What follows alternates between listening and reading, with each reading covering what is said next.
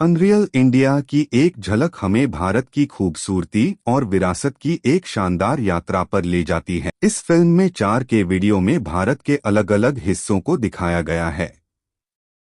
एक तरफ जहां प्राचीन मंदिर, ऊंचे ऊंचे महल, रेगिस्तान और पवित्र नदियां हैं, वहीं दूसरी तरफ बंगाल टाइगर और हाथियों जैसे जीव जंतुओं की दुनिया भी है। इस फिल्म में हिमालय के ऊंचे पहाड़ों से लेकर समुद्र के किनारे और कई आध्यात्मिक जगहों को दिखाया गया है, जिससे भारत के इतिहास और प्रकृति की एक अनोखी तस्वीर सामने आती है। फिल्म में प्राचीन कला और आज के आधुनिक जीवन का मिलाजुला रूप साफ दिखता है, जिससे हमें भारत के अलग अलग धर्मों, तरह तरह के खानपान और तेजी से बढ़ती हुई इंडस्ट्री की झलक मिलती है। यह फिल्म हमें यह बताती है कि भारत कितना जटिल और बहुरंगी है, और हमें इसकी अनगिनत कहानियों और अनुभवों को समझने के लिए प्रेरित करती है। फिल्म की मुख्य बातें: भारत का विशाल भूगोल और संस्कृति।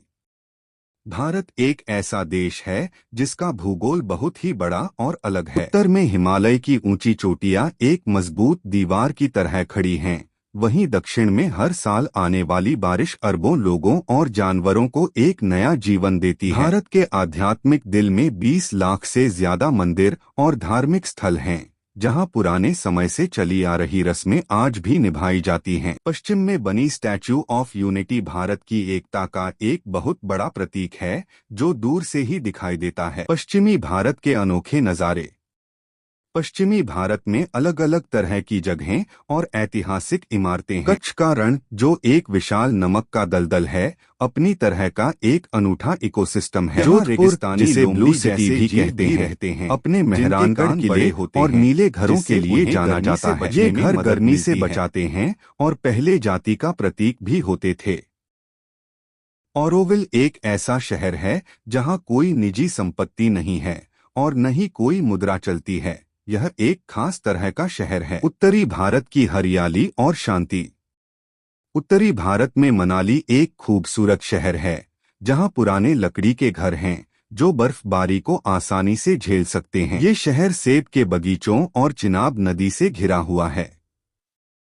ऋषिकेश गंगा नदी के किनारे बसा एक शांत और पवित्र शहर है, जहां आश्रम और साधु संतों का जमावड़ा लगा रहता है। यहाँ के लोग हनुमान लंगूरों को बहुत पवित्र मानते हैं और वे बिना किसी डर के छतों और नदी के किनारे घूमते रहते हैं। बद्रीनाथ जैसे शहर घाटियों में बसे हुए हैं, जहां एक छोटा सा मंदिर अलकनंदा नदी के ऊपर एक चट्टान पर टिका हुआ है। भारत की पुरानी इमारतें और गुफाएं।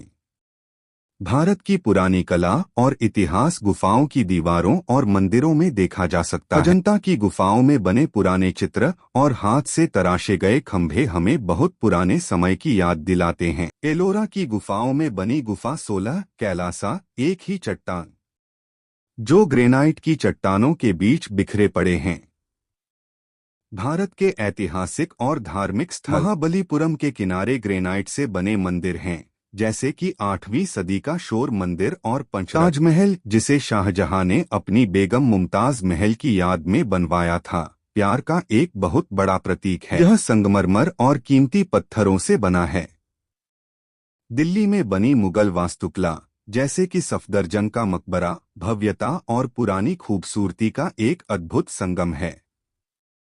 केरल की बैकवाटर झीलों का जाल भी बहुत खास हैं, जहां पारंपरिक नावें गांवों के बीच से गुजरती हैं। केरल की वन्यजीव संस्कृति और तटों की खूबसूरती। केरल की बैकवाटर पक्षियों का स्वर्ग हैं, जहां किंगफिशर, बगुले और सारस जैसे पक्षी घूमते रहते हैं। जटायु अर्थ सेंटर में दुनिया की सबसे बड़ी पक्षी की मूर्ति है, जो रामायण की एक पौराणिक कहानी बताती है। वर्कला की लाल चट्टानें और संकरी बीचेस बहुत खूबसूरत हैं। धनुषकोडी एक ऐसा शहर जो एक तूफान में तबाह हो गया था, उसके खंडहर आज भी एडम्स ब्रिज, राम सेतु के पास देखे जा सकते हैं।